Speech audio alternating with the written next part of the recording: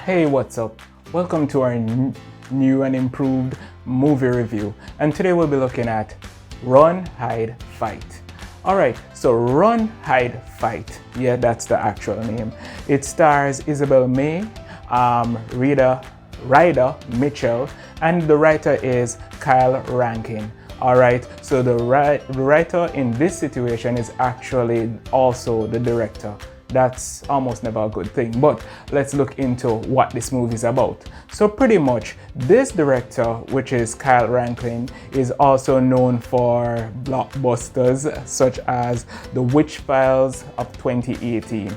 Okay, so he's not a well-known director, neither is most of his movies well-known anyway. So Run, Hide, Fight is pretty much his first real, I'd say, recognized movie. So let's get into it.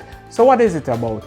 It's about a 17-year-old Zoe Hall who uses her wits and survival skills and compassion to fight for her life and those of her fellow classmates against a group of live streaming school shooters. So pretty much what it's really about, it's another school shooting movie. Not that we endorse that kind of thing. So pretty much it's about the villain. I don't remember what's the name of that actor, who actually he and his friends come together to actually shoot up the school he hates. Who ever thought about that? Anyway, so they are actually at the high school where they barge in and they start to, by the way, if I didn't tell you, spoilers might be in this. And I don't think I'll spoil this movie for you because guess what? It's not all that great. So don't worry, just sit back. I'll save you the hour and 40 something minutes. I think it's an hour and 40 something minutes. Felt like 3 hours to be honest with you. But there were some really good points to this movie. The good points were the villains were very believable. They start off from the bat. They went in, they illustrated that they were very dominant and they started to shoot whoever was there. I mean, when I say off the bat, I mean off the bat. As they got in there, boom, shot somebody. Went again, boom, shot somebody else. So it's like, when I was watching this movie, I was like to myself, like, hey, this looks pretty serious. These guys look like they actually mean business. But where the movie starts to suffer is the fact that they try to make Zoe Hall, who is the main protagonist, they try to make her Superwoman. In fact, they try to make her Wonder Woman. She's someone who has a history of, I think, mental illness. They don't come out and say she definitely has some sort of mental illness, but based on what you see, she's speaking a lot of times. She's having conversations with her dead mother, which was, to me, quite unnecessary. You didn't need to have her speaking to her dead mother because her dead mother was trying to tell her, oh, this is the time you run. Oh, this is the time you hide. Oh, this is the time you fight. And I was like, really? A man barges into a school, he comes in with his friends and they have shotguns. Do you need your dead mother to tell you to run? I don't need my dead mother to tell me to run. That's something that will happen instinctively. Run. Anyways, so they're trying to look for you and they're shooting everybody on their way to find you. Do you need your dead mother to tell you to hide? I don't think I'd need my dead mother to tell me to hide. So this movie had a lot of plot twists. I don't think they're even plot twists. They're just twists. Because there's not much of a plot. School shooters come into the school, try to kill everybody, and they want to live stream it. And overall, you see the director trying to trying to send out a broader message in terms of how social networks and that kind of thing rule our lives, and the aim to be popular and the aim to be the center of attention will motivate teens and high schoolers to do atrocities. And you sense that's where he wanted to go, but that's not what really happened, and that's not what you got from the movie. The villain, I'm going to look for that guy's name.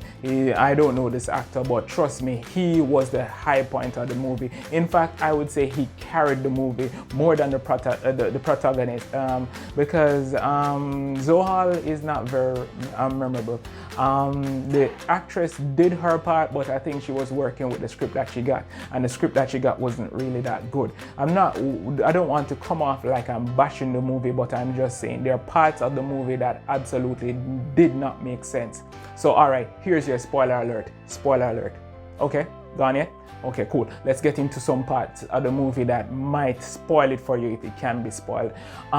There's a part where her dad went in and he took a sniper rifle away from the SWAT team, and the SWAT team didn't realize. What kind of SWAT team don't realize that there was some guy hovering around the place and who snatched their sniper rifle, who was hanging off their car? And guess what? He did something that none of the SWAT team members were able to do, which is to take out one of those high school villains. He was standing from, God he knows what, some distance with his sniper rifle, shooting into a dark room, and he was able to recognize his daughter versus that of the guy who was attacking his daughter. And he so happened to come at the same time when his daughter was being hopelessly attacked, and she wasn't able to defend herself, and he was able to shoot a mile away. But guess the joke of it all, the ridiculousness of it all, he was able to wink to his daughter from miles and miles away, and she was able to see that wink in that dark room and say, oh look, it's my father, and have a moment. Ridiculous. Come on man, Kyle Rankin, do something better. That didn't make any sense. Alright, so there are lots of plot holes in this movie that really didn't make any sense. One of them was that the fact that this main character was able to be shot and did not die. I guess, yes, it's based on where she was shot. But then there, the other guy, which is the supporting character, I don't remember his name, the black guy. As I tell you, it's totally forgettable. He got shot, and the one shot killed him. And I'm like, seriously? I was watching this movie and I was like, they're gonna kill this guy. He's going to die. And I don't know when he's going to die, but I know this guy, he's not going to finish the movie. And pretty much, just like I thought, they killed him right before the end of the movie. Meanwhile, the main villain was shot also, and I would say critically shot, and he was able to whimper away, crawl away, do whatever he wanted to do until it went to the climax. And I'm not going to spoil that for you, but it was just ridiculous all around. So in my opinion, run, hide, fight. I would say run away from this movie, hide from this movie, and fight yourself not to watch it, because it's not worth your hour and plus of your life. It will feel like 4 hours of your life, and it just really is not worth your time. So anyway guys, if you disagree with my view of this movie, which is utterly forgettable, yeah, that's my verdict. Utterly forgettable, except for the main villain. Dude, whatever your name is, go act more movies with better plots, but be a villain. You're very good at it.